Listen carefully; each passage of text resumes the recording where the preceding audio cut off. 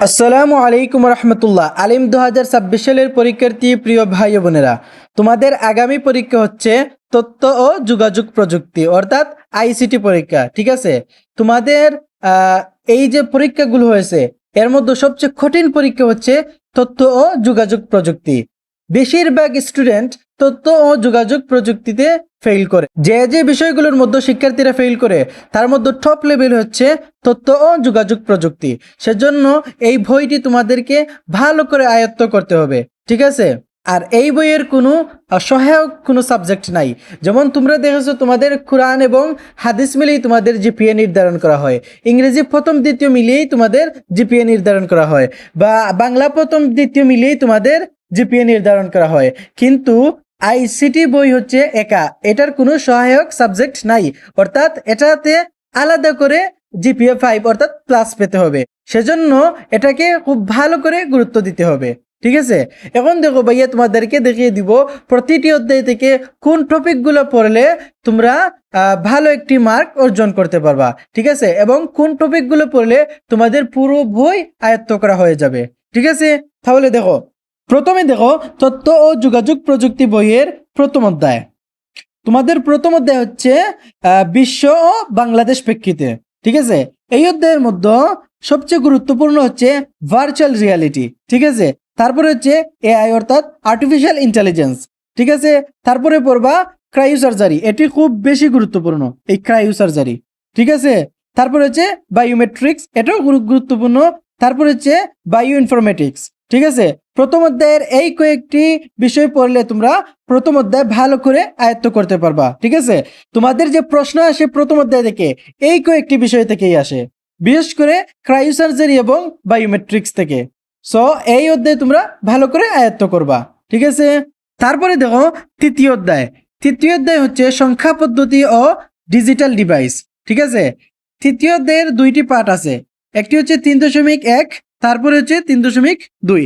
3.1-এর জন্য প্রথমে হচ্ছে সংখ্যা পদ্ধতির রূপান্তর, এটি পড়বে। ঠিক আছে, তারপরে হচ্ছে যোগ বিয়োগ, এটি পড়বে। তারপর হচ্ছে টয়েস কমপ্লিমেন্ট, এটি খুব বেশি গুরুত্বপূর্ণ। ঠিক আছে, সবচেয়ে বেশি যেটি পড়বে সেটি হচ্ছে টয়েস কমপ্লিমেন্ট। ঠিক আছে, অর্থাৎ 2-এর পরিপূরক। 3.1 থেকে যদি প্রশ্ন আসে তাহলে 2-এর পরিপূরক থাকবেই থাকবে। ঠিক আছে, সো এটি তোমরা খুব ভালো করে আয়ত্ত করবা। তারপরে হচ্ছে BCD code, এসকি code, unique code যেগুলো আছে এগুলা তোমরা পড়বা, তবে বেশি করে পড়বা 2-এর পরিপূরক। তারপরে দেখো 3.2। 3.2 ডিজিটাল ডিভাইস। প্রথমে হচ্ছে ডি মর্গানের উপপাদ্য, তারপরে সকল লজিক গেটের মৌলিক ধারণা থাকতে হবে, তারপরে নর এবং ন্যান্ড দ্বারা বিভিন্ন সমীকরণ ও গেট বাস্তবায়ন করা, এটি তোমাকে জানতে হবে। ঠিক আছে, তারপরে বুলিয়ান সমীকরণ সরলীকরণ, এটি তোমাকে জানতে হবে। তারপরে হচ্ছে সার্কিট থেকে ফাংশন এবং ফাংশন থেকে সার্কিট তৈরি করা, এটি তোমাকে জানতে হবে। ঠিক আছে, তারপর হচ্ছে হাফ এডার ও ফুল এডার বাস্তবায়ন, তারপর হচ্ছে এনকোডার ও ডিকোডার।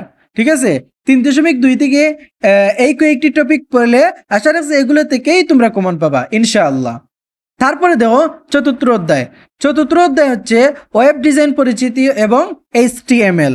ঠিক আছে, চতুর্থ অধ্যায়ের প্রথমে পড়বা ওয়েবসাইটের কাঠামো, তারপরে হচ্ছে HTML ট্যাগ ও অ্যাট্রিবিউট এর মৌলিক ধারণা, তারপরে HTML ব্যবহার করে প্যারাগ্রাফ, হেডিং, লিস্ট ট্যাগ ও হাইপারলিংক তৈরি, এগুলা পড়বা।